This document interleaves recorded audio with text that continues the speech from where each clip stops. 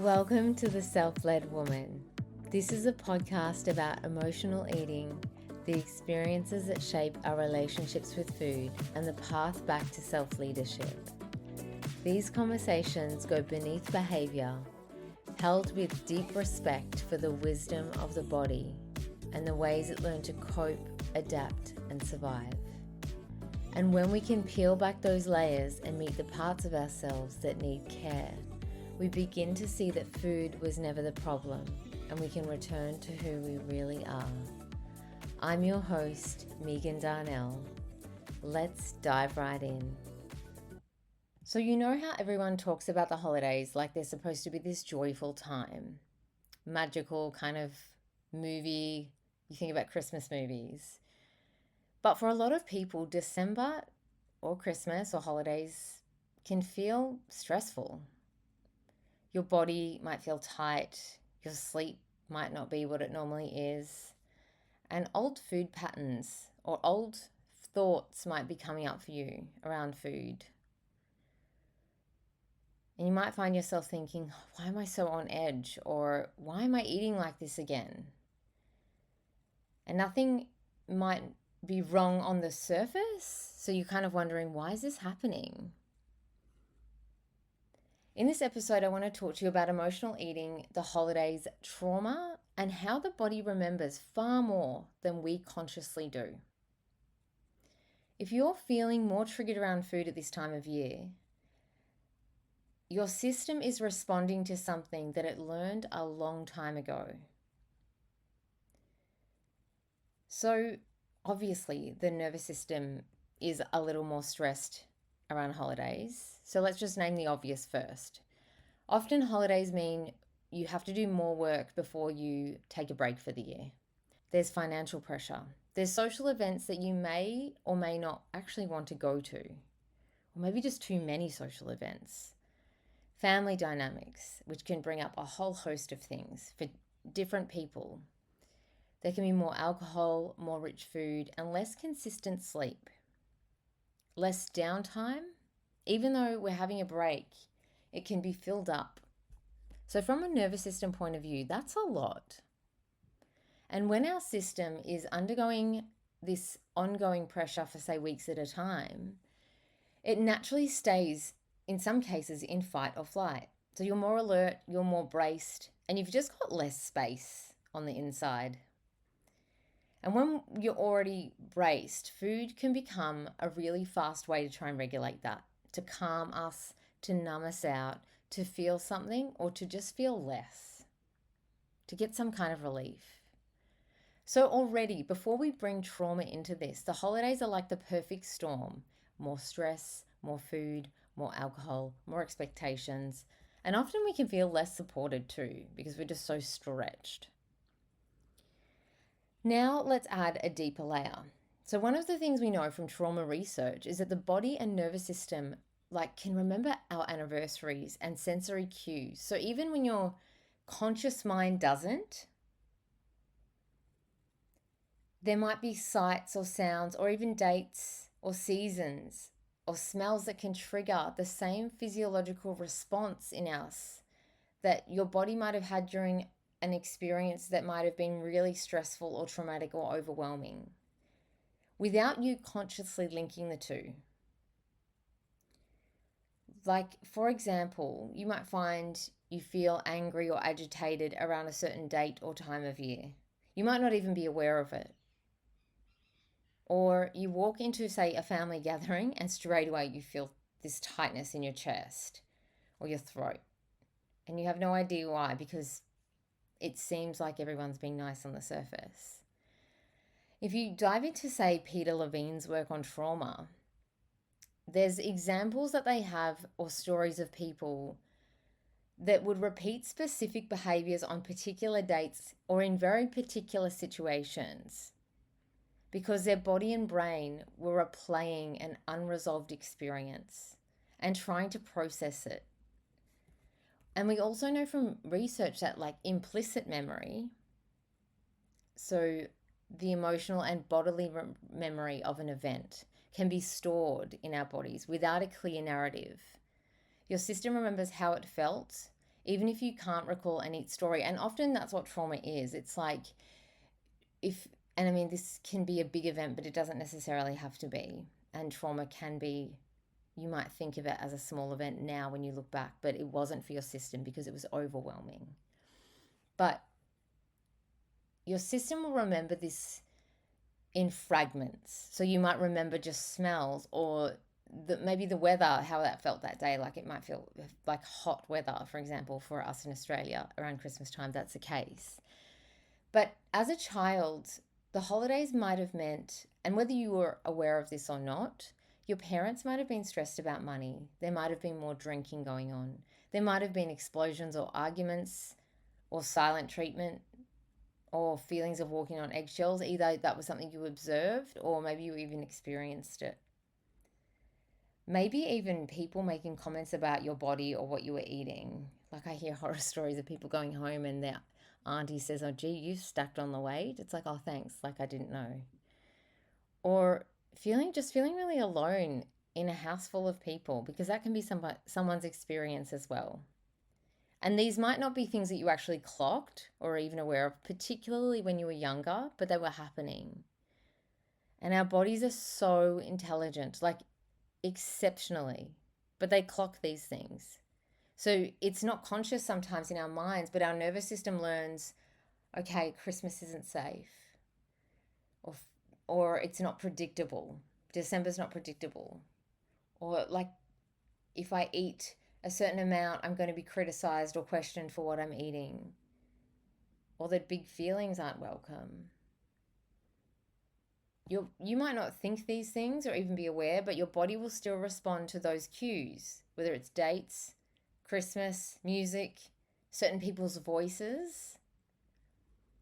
So if you're more anxious or even just like you want to numb out or shut down or just use food in ways that might feel a bit confusing, like you're like, I didn't want to be doing this, but here I am.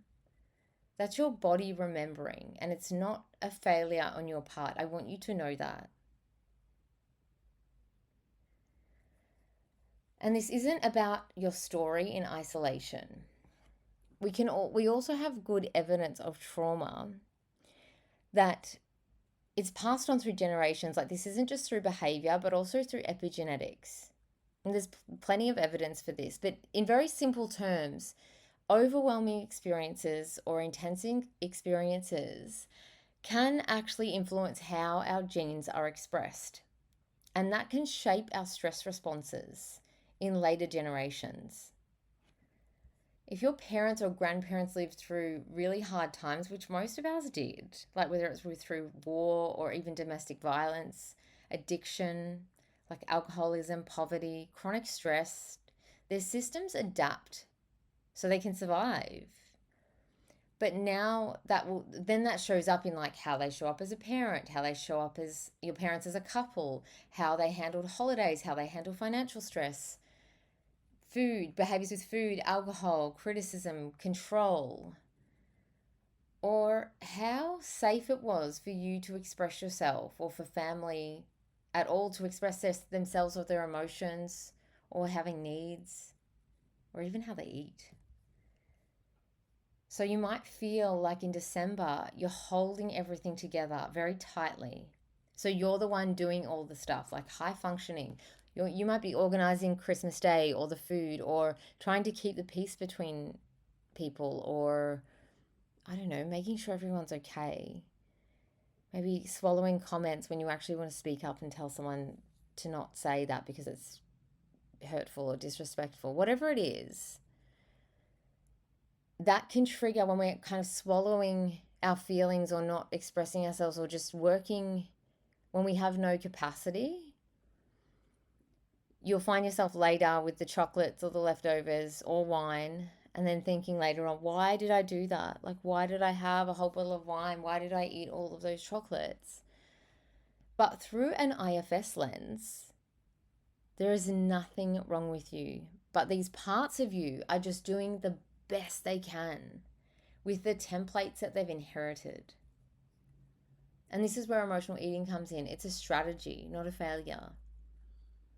So when the holidays are stressful or stirring up memories, even in your body, like I mentioned before, and then loaded with these expectations, whether it's within your family or within the people around you, or even just watching everybody else say that it's a joyful time of year, and seeing other people really happy with their families and spending all this time with them.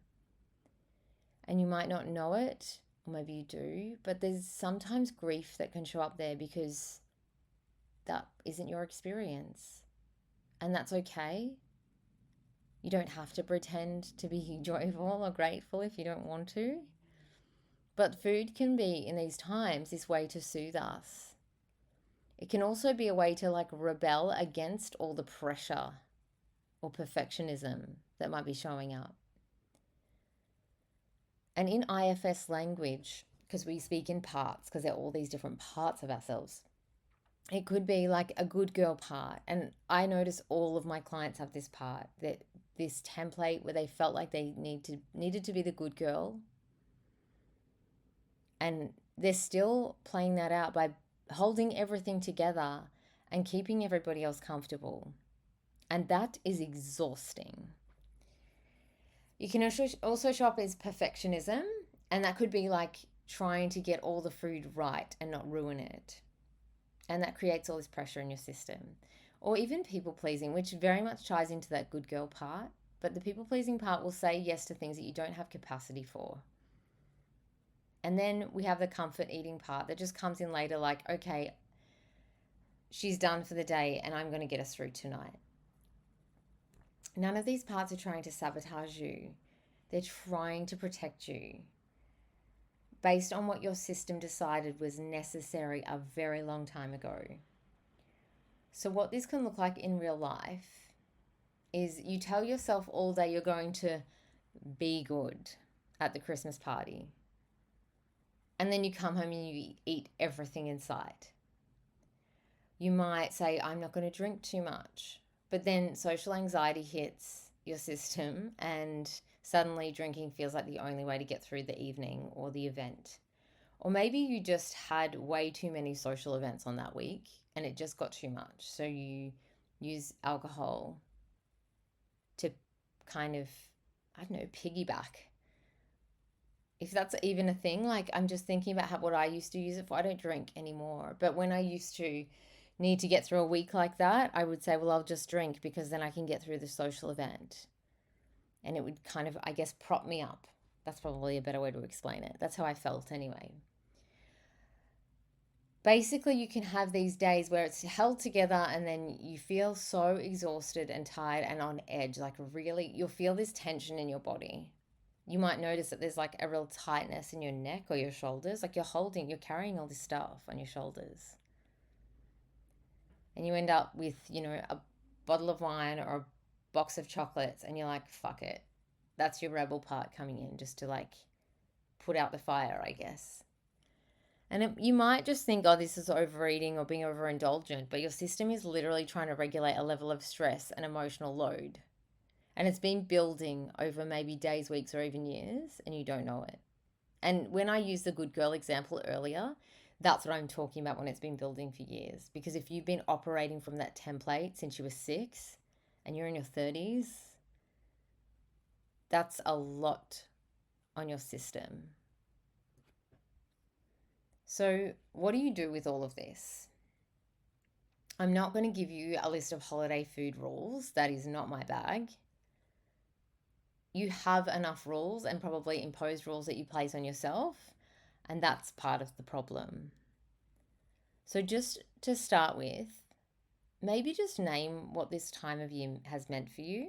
You might even want to journal on it or just sit with it and reflect and think like you might like to use this journal prompt. Like when I think about Christmas or the holidays as a child, my body remembers, and then just let come what needs to come up. And then another, like the atmosphere in my house around this time of the year was. So just naming this can be really powerful. You're giving language to something that your body has known for a really long time. And that's important. And if you notice anything come up when you do these journal prompts, what I want you to do, which I'll talk about later, and I talk about this with a lot of my clients, when you notice a part of you coming up, just sit and put a hand on your heart and use that hand to communicate to that part of you that's coming up. It might be sad, it might be angry, it might be stressed.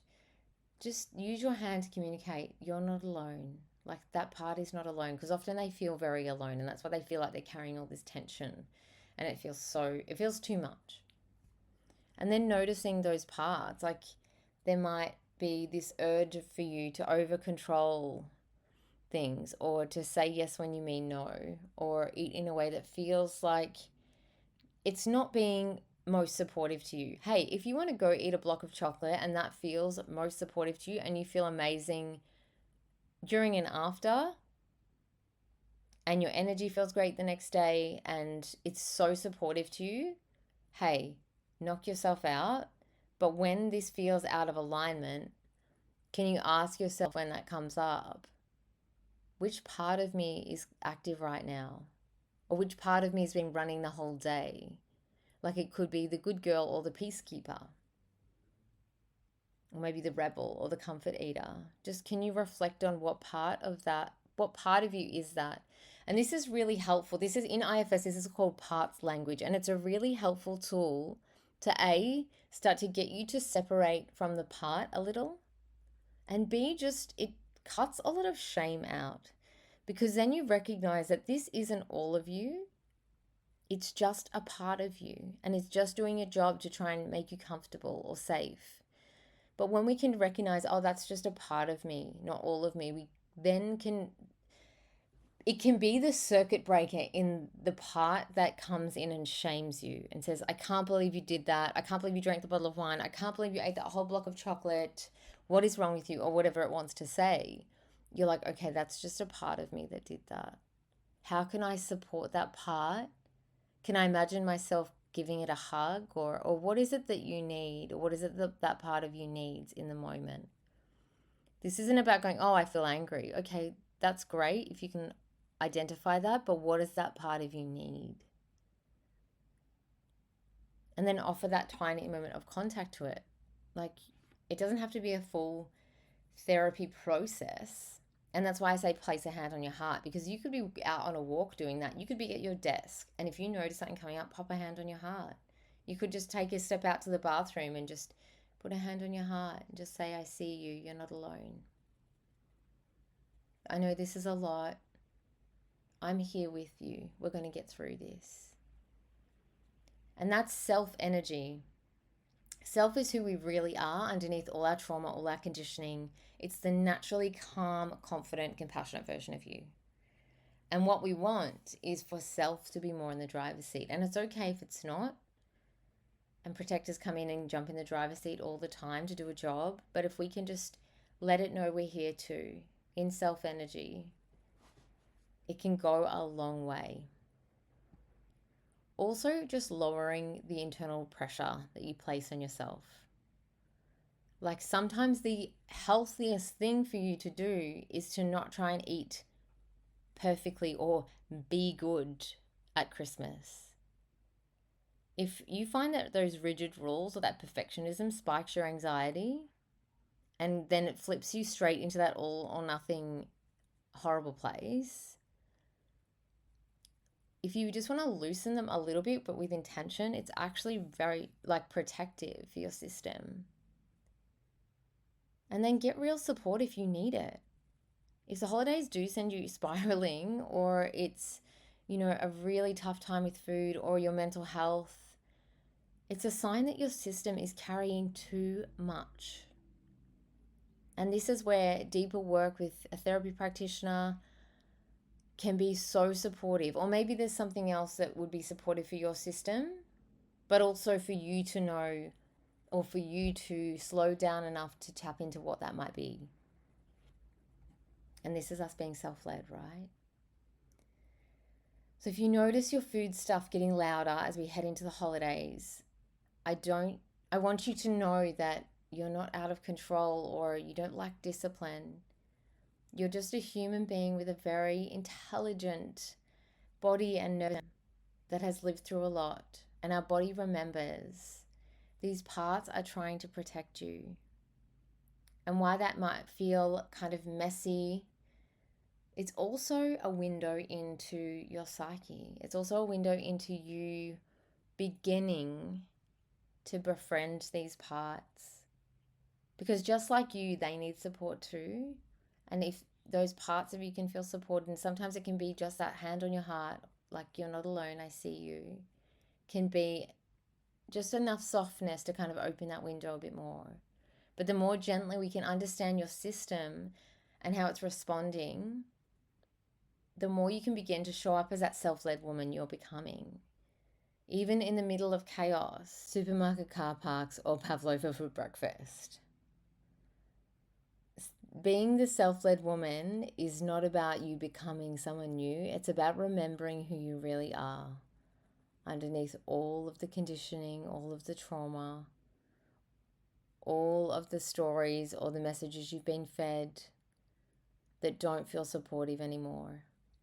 No, this podcast is for education and reflection only. It is not a substitute for therapy or healthcare. If this episode brought things up for you and you need support, please reach out to a trained therapy practitioner or health professional in your area. Thank you so much for listening. If this episode resonated, please follow or subscribe to the podcast, leave a review, or share it with someone who might benefit from hearing it. You can also connect with me on Instagram at Megan Darnell Therapy. If you share the episode or want to let me know what landed for you, you're always welcome to message or tag me. I love hearing from you guys. Until next time, I'm Megan Darnell, and this is The Self-Led Woman.